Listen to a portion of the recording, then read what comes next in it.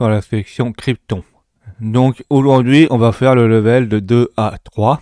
On nous réexplique qu'est-ce que c'est le chiffrement par substitution, rotation 13, donc le décalage par 13. Donc ça, c'est ce qu'on avait déjà fait sur le niveau 1, 2. Donc là, on nous réexplique. Et là, on nous dit, par exemple, dans ce level, que ça change. Que maintenant, on va utiliser un ancien chiffrement qui est appelé le chiffrement par César. Et qui permet de décaler d'un certain nombre notre alphabet. Donc en fait, c'est comme la rotation 13, exactement pareil, sauf que c'est pas une rotation 13, c'est la rotation là. On ne connaît pas le décalage. Alors là, on a la même chose, on dit qu'on a un mot de passe pour le level 3 qui est dans le fichier Krypton 3, c'est la même chose que sur le 2. La seule différence, c'est qu'on a des fichiers qui permettent de chiffrer avec une clé à l'intérieur et on n'a pas le droit de le faire. Donc là, on nous explique comment créer un fichier temporaire, etc.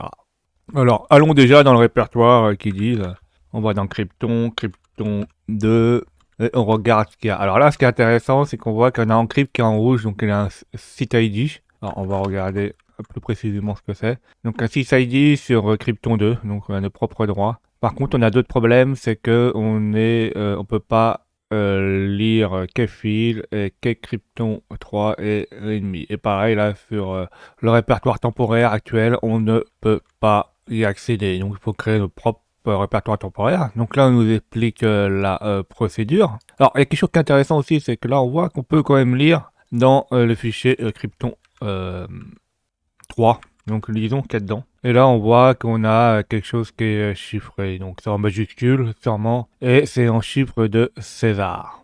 Donc pour voir comment fonctionne Encrypt, normalement il faut l'exécuter et ça se trouve il n'a pas les droits pour lire les autres fichiers. On peut faire un test, hein. On fait Encrypt. Par exemple on lui dit de chiffrer Krypton 3. Et là, il dit qu'il n'arrive pas à créer le fichier. C'est simplement parce qu'il n'a pas les droits en écriture dans ce répertoire-là. Nous, on n'a pas les droits. Donc, créons le fichier temporaire avec mktemp, dire Mac temporaire, avec le D. Donc là, on voit qu'il nous crée un répertoire. Donc, on va dedans. Donc, on fait un CD, change directory. Donc là, on est dedans. Alors, il nous propose de faire un lien symbolique. Donc, avec LNS. Donc, il faut bien le répertoire où il y a Krypton et le fichier, donc on fait Krypton, Krypton 2 et Kfildat. Donc là, on a créé le fichier. On peut faire un LSAL pour voir si ça a bien été créé. Donc là, on voit bien que ça a été créé et que ça pointe bien sur le Krypton, Kfil. Maintenant, il propose de changer les droits sur tous les fichiers du répertoire courant, donc avec tous les modes. Donc aussi bien lecture, écriture, exécution pour tout le monde. Donc il fait petit point. Une fois que ceci est fait, là, il dit qu'on peut utiliser Krypton comme c'est fait là. Alors, ce qui nous intéresse, c'est savoir le décalage. Donc pour savoir le décalage, c'est qu'on peut par exemple créer un fichier fictif avec des données qu'on connaît. Par exemple, on met ABCD, des lettres qui se suivent. On le écrit dans un fichier par exemple qui s'appelle test. Hein. Là, on peut bien regarder dans le fichier test, on a bien notre texte dedans, il n'y a pas de problème. Non, là, on va chiffrer notre fichier texte qu'on vient de créer. Donc, on fait Krypton, Krypton 2, encrypt. Et nous, ce qu'on va chiffrer, c'est le texte. Donc, on fait entrer une fois qu'on a fait ça. Donc là, on voit qu'on n'a aucun message d'erreur. On fait LF pour voir s'il y a un nouveau fichier qui a été fait. Et donc là, on voit qu'on a un nouveau fichier qui a été fait qui s'appelle Ciphertext. Et c'est MNOP. Donc pour la lettre A, c'est passé de A à M. Donc normalement, là, on a un décalage de 12. Alors ça, on peut le vérifier, hein, en faisant man ASCII. Si on regarde la lettre A, il est à la lettre 65 et la lettre M est à la lettre 77. Donc normalement, 77 moins 5, ça fait 12. Donc 5, 70, 7 plus 5, 72. Ça fait 12. Donc il n'y a pas de problème. Maintenant, on a le décalage, on a un décalage plutôt, et on va voir est-ce que le décalage c'était un type d'exemple ou c'était le vrai décalage.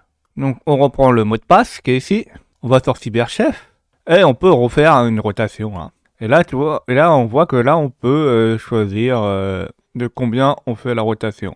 Donc avant on copie le texte qui est chiffré, on le met dans l'entrée, et là on voit que 13 c'est pas bon, donc c'est normal. Et nous on avait calculé 12, et 12 on voit qu'on n'a rien. Donc on se dit bon bah ça peut être faire un autre décalage. En fait, ce qu'on a eu là, c'était un exemple. Alors, on peut brute forcer le décalage, dire de nous mettre toutes les possibilités. Il n'y en a pas beaucoup, hein, il y en a un maximum 26. Et dedans, si le mot est en une certaine langue, en anglais, en français, en tout cas si on connaît la langue, on va sûrement reconnaître le mot de passe. Alors, comment on fait?